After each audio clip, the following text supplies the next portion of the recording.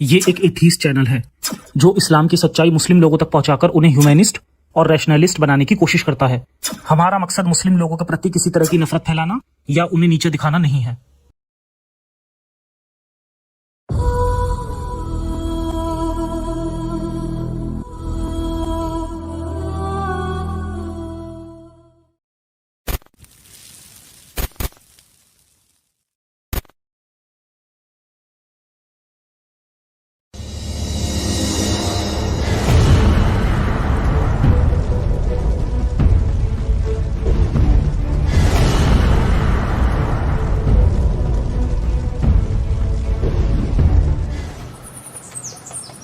खैबर पश्चिमी अरेबिया का सबसे उपजाऊ और अमीर इलाका था।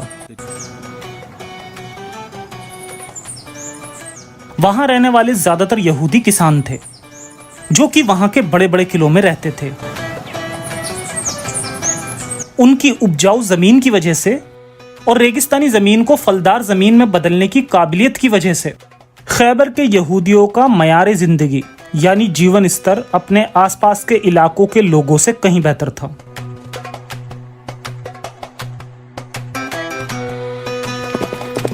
मदीना से निकाले जाने के 1 साल बाद हुआई इब्ने अख्ताब ने मदीना वापस आने का फैसला किया। एक बहुत ही जरूरी मामला था जिस पर उसे ध्यान देना जरूरी था। उसका इरादा अपने दोस्त काब बिन असद की मदद करने का था, जो कि यहूदी कबीले बनु कुरैज़ा का मुखिया था, जो कि मदीना का आखिरी बचा यहूदी कबीला था।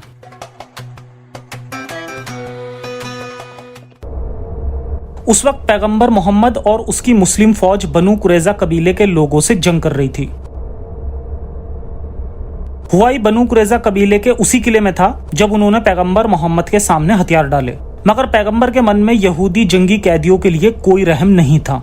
आइए इब्ने इसहाक द्वारा सीरत रसूल अल्लाह के पेज 464 के एक्सप्लेनेशन को देखते हैं। तब रसूल ने बाहर मदीना के बाजार में खंदकें खोद डाली, जो आज की तारीख में भी इसका एक बाजार है। तब उन्हें खंदक तक लाया गया और नबी ने उनको खंदक में लाकर उनके सिर कलम कर दिए। जैसे जैसे उनको उसके सामने टोलियों में लाया गया, हर एक टोली में लगभग 5 कैदी थे। उन्हें पैगंबर के सामने खंदक की ओर मुंह करके घुटने के बल बैठने के लिए मजबूर किया जाता था और तब सैनिक अपना काम कर देते थे। उनमें से अल्लाह का दुश्मन हुआई इब्ने अख्ताब और उनका मुखिया काब बिन असद भी थे। उस दिन पैगंबर ने कितने यहूदी कैदियों का कत्ल किया?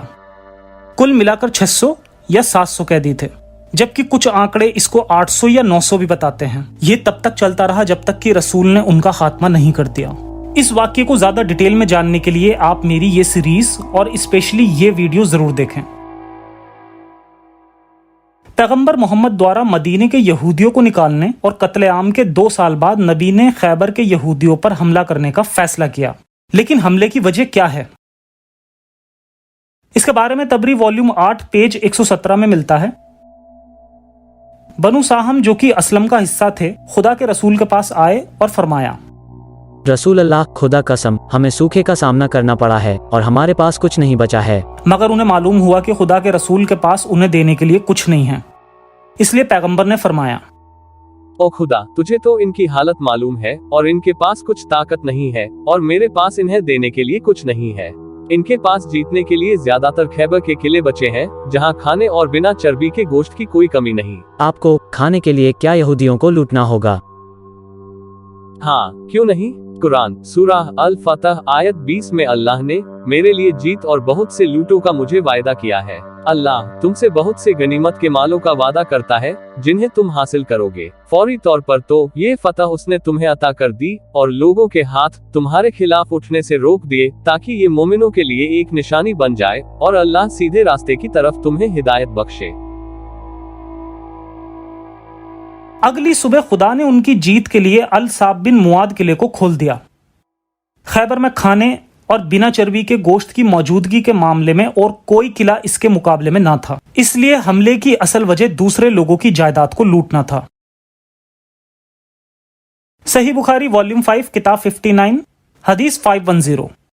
अनस बिन मलिक ने बयान किया, हम लोग खैबर सुबह सुबह पहुंच गए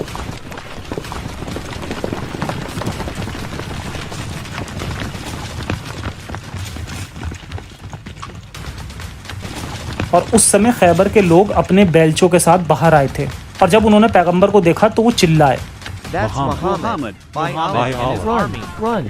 Muhammad and his army. पैगंबर मोहम्मद ने फरमाया, अल्लाहू अकबर। खैबर बर्बाद हो गया। हमलावर मुसलमानों से निपटने के लिए अपने सभी लड़ाकों को एक फौज के रूप में एकजुट करने की बजाय यहूदियों ने हमला खत्म होने की आस में अपने किलों में छिपना बेहतर समझा। ये बचाव का तरीका लंबे समय तक काम नहीं आया, क्योंकि मोहम्मद ने थोड़े ही समय में एक एक करके उनके सभी किलों पर कब्जा कर लिया। मोहम्मद ने मरहब किले से छीनी हुई गुलेल का इस्तेमाल बाकी किलों की दीवारों को बर्बाद करने के लिए किया।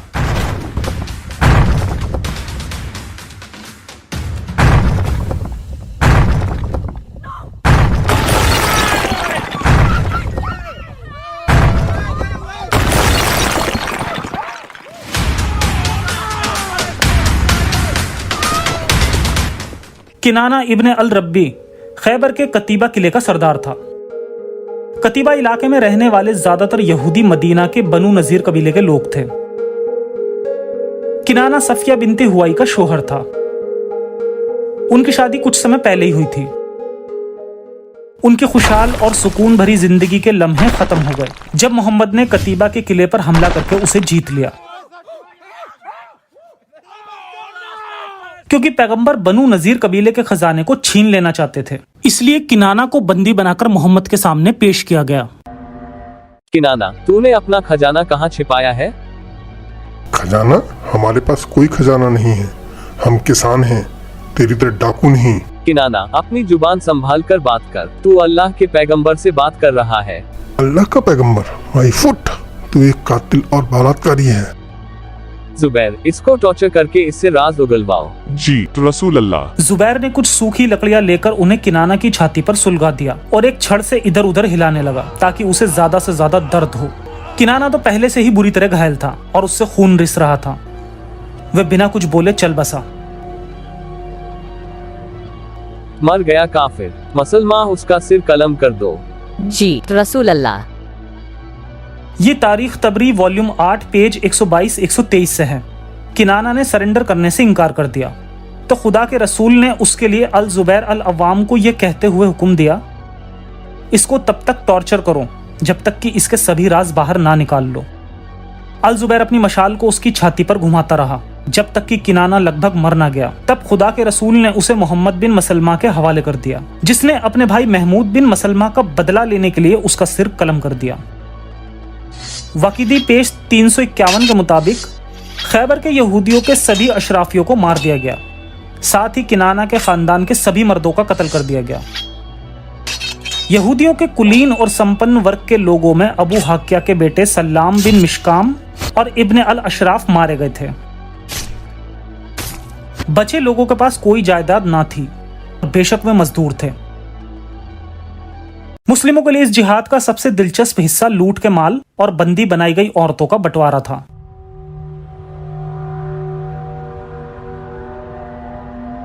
पैगंबर ने अपने लिए सबसे बेहतरीन छांटने के लिए पहला मुआयना किया।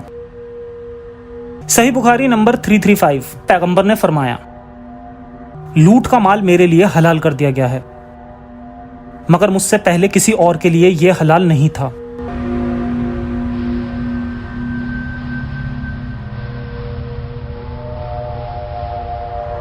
एक मुस्लिम फौजी दिया अल कल्बी को अपने हिस्से के लूट के माल को मिलने का सब्र नहीं था।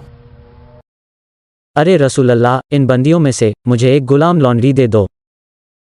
ठीक है, जो चाहिए जाकर ले लो। दिया ने जल्दी से दौड़कर सफिया को हत्या लिया। साफिया, अब तू मेरी है। थे, ये तो मुझे भी चाहिए थी। अरे नहीं, इसको तो सबसे बढ़िया वाली मिल गई। जो सोएगा सो खोएगा। अगर हमें साफिया नहीं मिल सकती तो दिहिया को भी नहीं मिलनी चाहिए।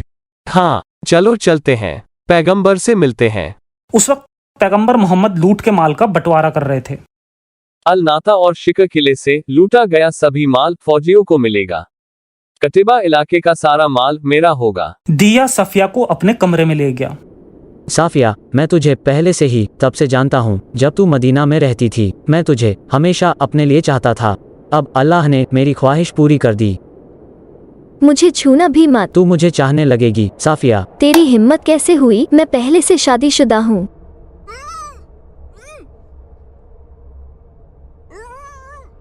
ओह रसूल अल्लाह, आपने साफिया बिन्त हुयाई को दिहिया को दे दिया। वह कुरैजा और नजीर कबीले की रानी है। वो आपके सिवा और किसी को शोभा नहीं देती। सही मुस्लिम किताब 8 नंबर 3329। अनस ने खबर दी, जंग के माल में से सफिया दिहिया के हिस्से में आ गई और उन्होंने अल्लाह के रसूल के सामने उसकी तारीफ की और कहा, हमने जंगी कैदियों में से उसके जैसी कोई नहीं देखी। पैगंबर की 30 मर्दों की ख्वाहिशात एकदम से जाग उठी और वो अपनी ख्वाहिशों के लिए बेसब्र हो गए। बिलाल, दिहिया के पास जाओ और साफिया को मेरे पास लेकर आओ। जी रसूल अल्लाह। बिलाल दिहिया के कमरे पर गया।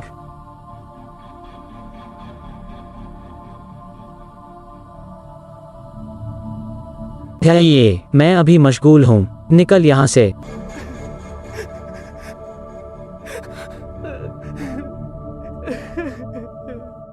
दिहिया, रसूल अल्लाह साफिया से मिलना चाहते हैं, उसे मेरे हवाले कर दो। हरगिज नहीं, वे उसे पहले ही मेरे हवाले कर चुके हैं। Hey. बिलाल सफिया और उसकी ननंद को पैगंबर मोहम्मद के पास लेकर आया ताकि वो उन दोनों में से एक या दोनों को रात के लिए पसंद कर सके, लेकिन दिहिया ने भी हार नहीं मानी। तेरी हिम्मत कैसे हुई? साफिया पहले से ही मेरी है। अपने भाई किनाना के मुर्दा शरीर को देखकर उसकी छोटी बहन शॉक्ड होकर जोर जोर से रोने लगी।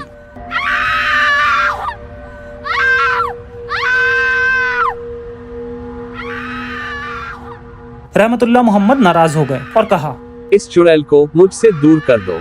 इस चुड़ैल का गुनाह यही था कि वो अपने भाइयों और खानदान के लोगों की लाशें देखकर रो रही थी। बिलाल, क्या तुम में कोई हमदर्दी नहीं है जो कि तुम इन दोनों औरतों को अपने मुर्दा शौहर और भाइयों के पास से लेकर आए? ओह रसूल अल्लाह, मैंने सोचा नहीं था कि आपको इससे नफरत होगी। मैं चाहता था कि वे अपने लोगों की बर्बादी खुद ब खुद देख लें। सफिया को पैगंबर के सामने पेश किया गया।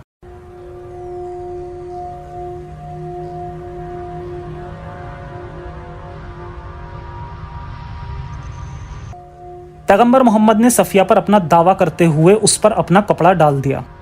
सही बुखारी नंबर 2228। सफिया कैदियों में से थी। वे पहले दिहिया अल कल्बी के हिस्से में आई थी, मगर बाद में वो पैगंबर की हो गई। लेकिन दिहिया हार मानने को तैयार नहीं था।